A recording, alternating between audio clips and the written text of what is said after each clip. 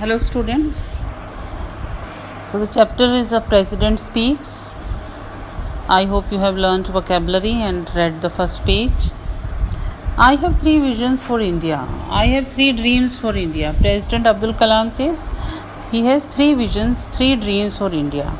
In 3000 years of our history, people from all over the world have come and invaded us.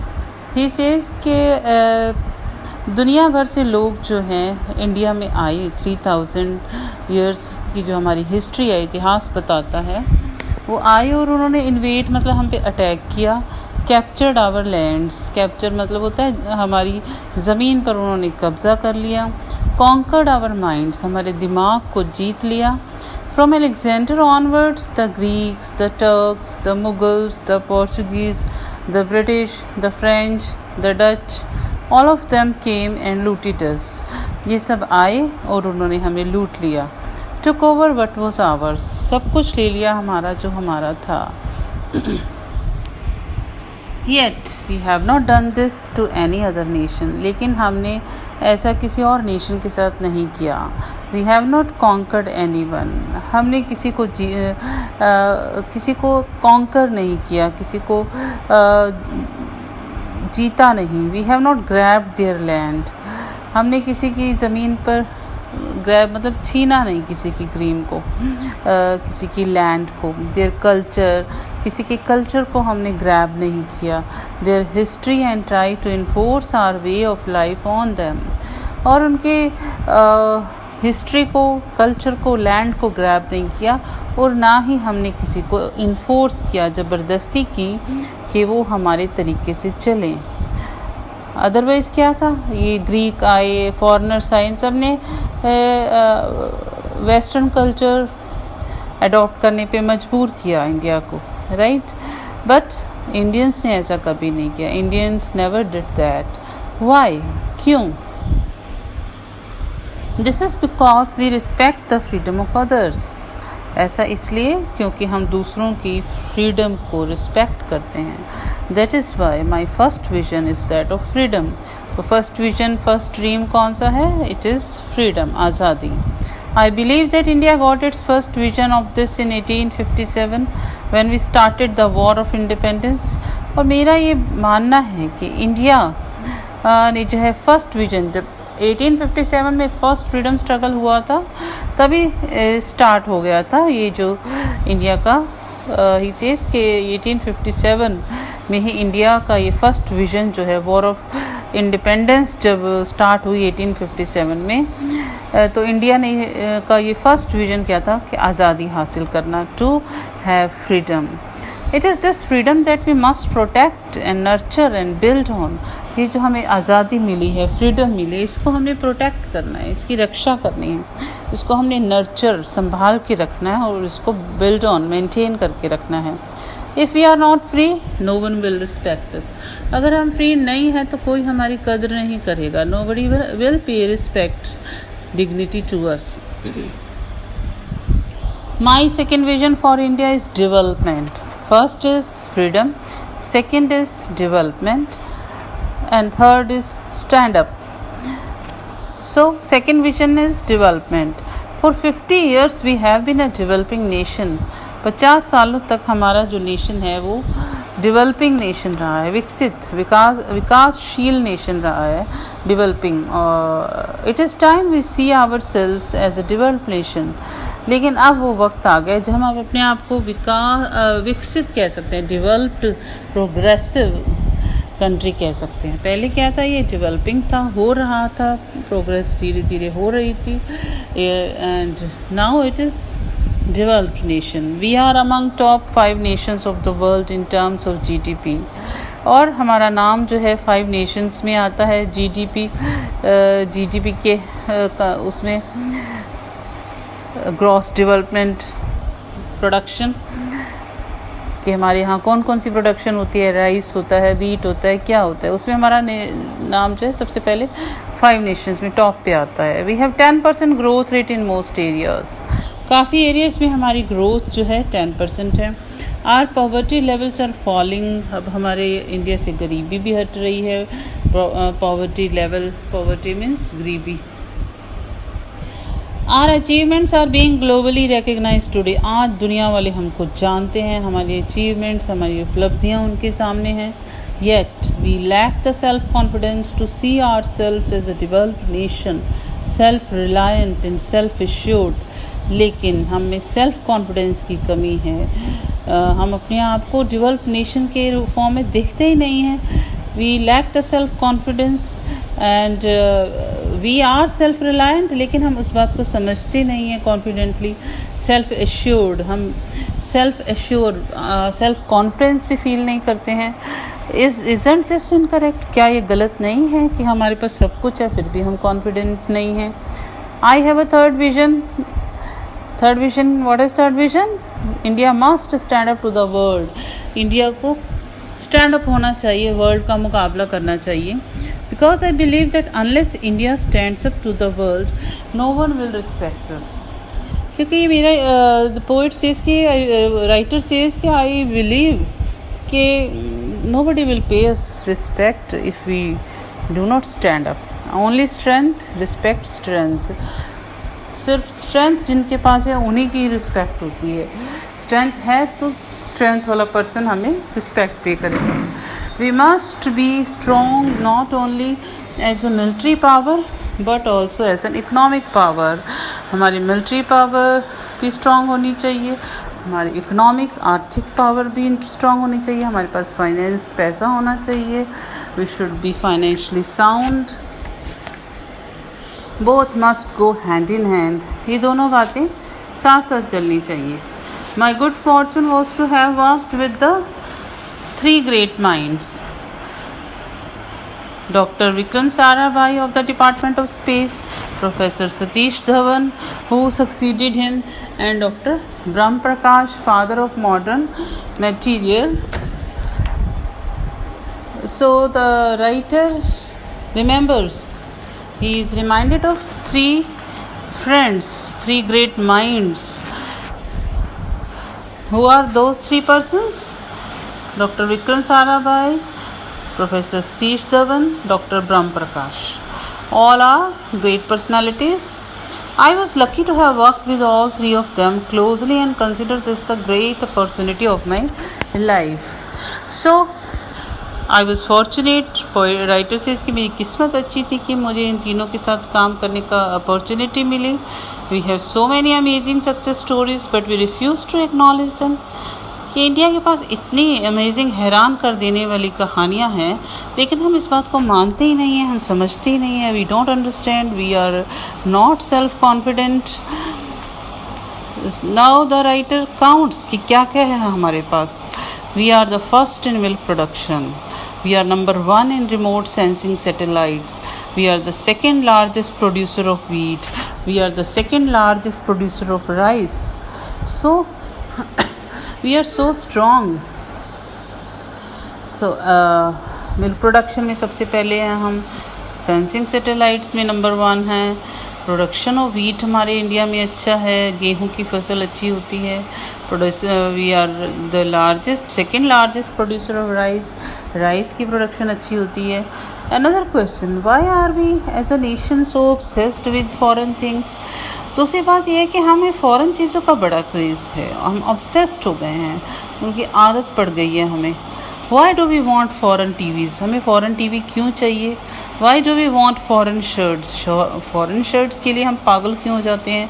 Why do we want foreign technology? क्यों हमें अच्छी लगती है? Why this obsession with everything imported? इस imported चीज़ का obsession क्यों है, craze क्यों है? Do we not realize that self-respect comes with self-reliance? क्या हम ये चीज़ें यहाँ नहीं बना सकते? तो सेल्फ रिलायंस, सेल्फ डिपेंडेंस किससे आती है? सेल्फ रिस्पेक्ट कब आती है? जब हम सेल्फ डिपेंडेंट हैं. I was in Hyderabad giving this lecture when a 14-year-old girl asked me for my autograph. तो वो एक हैदराबाद का किस्सा सुनाता है. जब वो लेक्चर देने गए थे तो 14 years की गर्ल ने उनसे आके ऑटोग्राफ मांगा. I asked her what her goal in life is. तो मैंने पूछा उस लड़की से कि तुम्हारा गोल क्या है, तुम्हारा ज़िंदगी का मकसद क्या है, what is your aim in life? She replied, I want to live in a devoted India. Developed India, कि मैं developed India में रहना चाहती हूँ. For her, you and I will have to build this developed India. उस लड़की के लिए, आपके लिए, and I, for her, you and I will have to build. उन सब के लिए, आपके लिए, मेरे लिए मैंने क्या बनाना है? Developed India बनाना है. You must proclaim India is not an underdeveloped nation. It is highly developed nation. India अब underdeveloped नहीं है, अब ये highly developed हो चुका है. Do you have 10 minutes? क्या तुम्हारे पास 10 minutes का टाइम 10 minutes हैं? Allow me to take you with a vengeance. मैं एक बदले की भावना से तुमसे पूछता हूँ. Give 10 minutes for your country and read on. 10 minute अपने कंट्री के लिए निकालो और पढ़ो. You say that our government is inefficient. You पे राइटर ने जोड़ दिया है. आप कहते हो कि सरकार जो है inefficient है, कोई काम ही नहीं करती. You say that our laws are too old. तुम कहते हो हमारे कानून पुराने हैं. You say that the municipality does not pick up the garbage. कि म्यूनिसिपैलिटी कूड़ा करकट नहीं उठाती, गार्बेज नहीं उठाती. You say that the phones do not work. आप कहते कि फ़ोन काम ही नहीं करते. रेलवेज़ तो मजाक बनाया हुआ है. Airline is the worst in the world. Airline तो बदतर हालत है. You say that mails never reach their destination. आप कहते हो कि मेल्स डेस्टिनेशन पर नहीं पहुंचती हैं. You say that our country has been fed to the dogs and is the absolute pits. कि हमारा कंट्री जो है डॉग्स जो है has been fed to the dogs and is absolute pits. कि उसको गालियाँ निकालते हो अपनी कंट्री को. यू से एंड से. आप सिर्फ कहते ही हैं. What do you do about it? कि आप क्या करते हैं अपने कंट्री के लिए? So this is the question of president कि हम लोग क्या कर रहे हैं. What we are doing for our India. We are just complaining. We are just counting the shortcomings. जो दोष हैं उनको गिनवाते रहते हैं कि गवर्नमेंट काम नहीं करती, म्यूनिसिपलिटी काम नहीं करती, फ़ोन नहीं चलते, रेलवे ट्रेन्स बेकार, रेलवे लाइंस बेकार हैं. सो हम but we do not do anything for our country. लेकिन हम कुछ करते नहीं हैं. So I wind up here. So continue your chapter, read the chapter and then I will read with you. Thank you.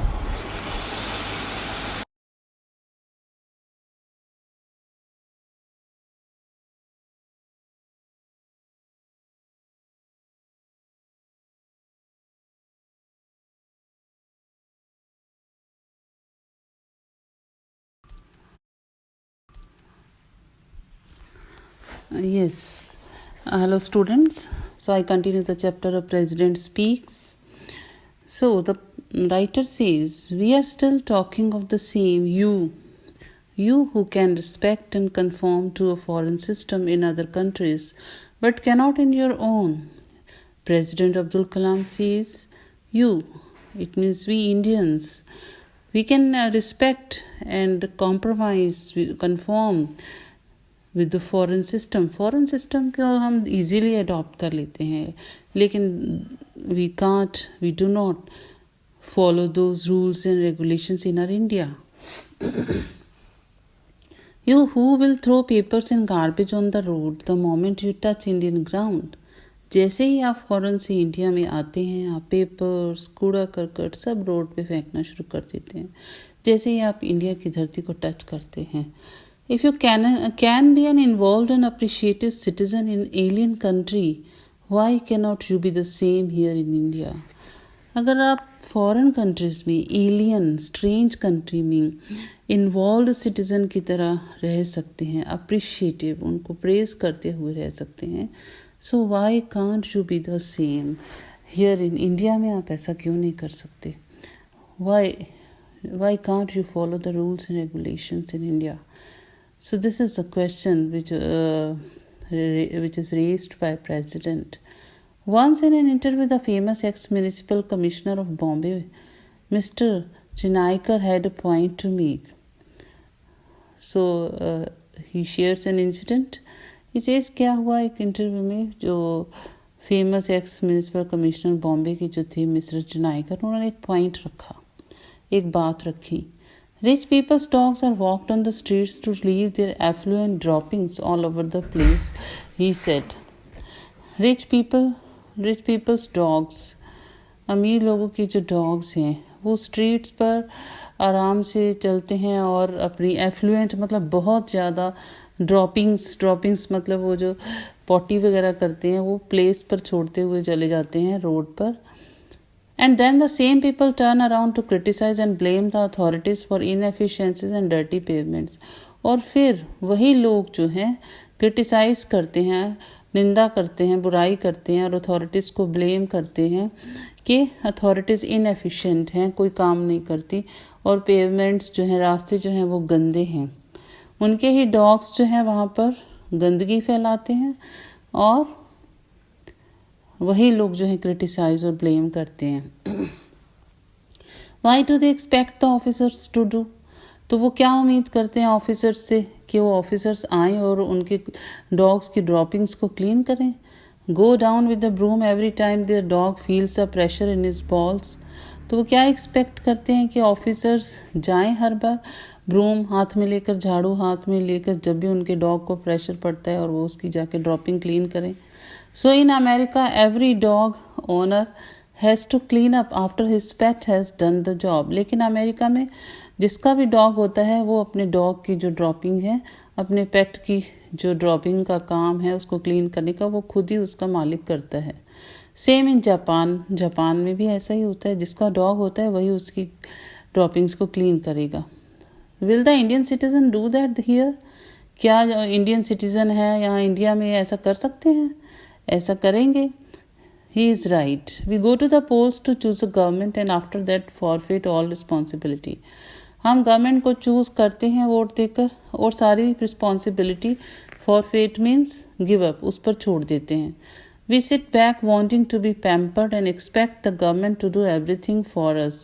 हम बैठ जाते हैं आराम से कि गवर्नमेंट आएगी और हमें पैम्पर करेगी, हमें पुचकारेगी और उम्मीद करते हैं कि गवर्नमेंट ही सारा कुछ करेगी. Whilst our contribution is totally negative, लेकिन हमारा contribution बिल्कुल negative होता है. We expect the government to clean up, but we are not going to stop chucking garbage all over the place. हम गवर्नमेंट से एक्सपेक्ट करते हैं कि वो क्लीन साफ सफाई करे, लेकिन हम chucking means throwing, garbage throw करना हम रोकते नहीं हैं, गार्बेज थ्रो करते ही रहते हैं. Nor are we going to stop to pick up a stray piece of paper and throw it in the bin. और ना ही हम कोई कागज़ का टुकड़ा पीस ऑफ पेपर जो है वहाँ से पिकअप करते हैं और डस्टबिन में फेंकते हैं. हम ऐसा नहीं करते. Okay students, we will continue in the next lecture.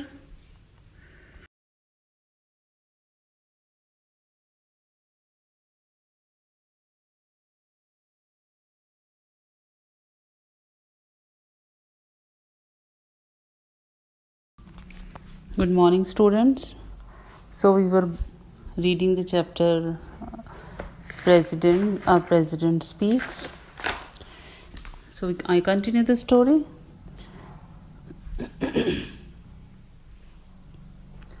Take a person on his way to Singapore. Give him a name yours. So for example, आप एक ऐसा पर्सन ले लीजिए जो सिंगापुर में जा रहा है, उसको कोई नाम दे दो. सपोज हम आपका ही नाम दे देते हैं. Give him a face yours, आपका ही फेस दे देते हैं. You walk out of the airport, आप एयरपोर्ट से बाहर आते हैं सिंगापुर में. And you are at your international best, और इंटरनेशनल एयरपोर्ट पर हैं आप बेस्ट मैनर में. In Singapore you do not throw litter on the roads और eat in the stores. Singapore में आप कुछ भी लिटर गार्बेज वगैरह रोड्स पर नहीं फेंकते. स्टोर पर you do not throw litter on the roads और ईट इन द स्टोर्स में नहीं खाते. You are as proud of their underground links as they are. आपको बहुत प्राउड होता है कि सिंगापुर में तो अंडरग्राउंड लिंक्स बने हुए हैं. You pay $5 to drive through Orchard Road, equivalent of Mahim Causeway or Pedder Road between 5 p.m. and 8 p.m. So आप बड़े आराम से $5 पे कर देते हैं अगर आप उस रोड पर ड्राइव करते हैं 5 से 8 बजे के बीच में.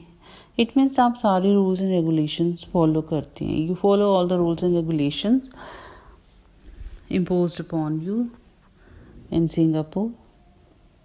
You come back to the parking lot to punch your parking ticket if you have overstayed in a restaurant or a shopping mall, irrespective of your status identity.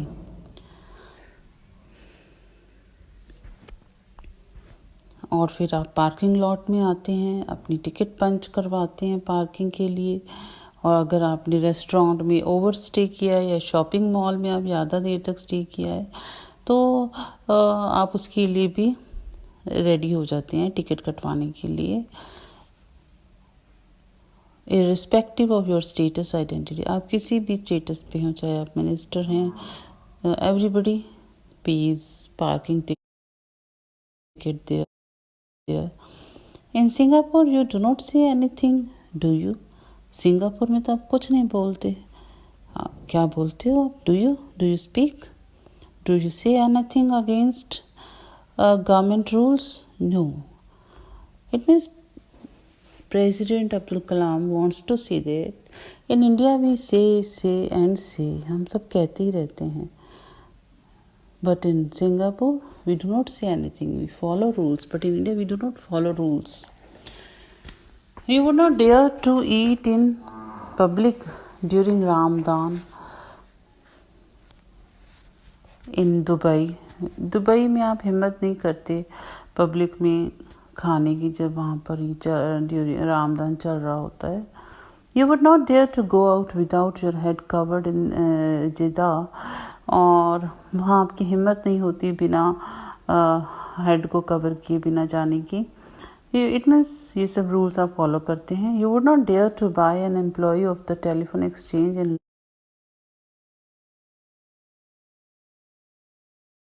London at 10 pounds a month to see to it that my STD and IST calls are billed to someone else. Singapore में आप ये dare नहीं करते, हिम्मत नहीं करती कि telephone exchange में जाकर आई रीड द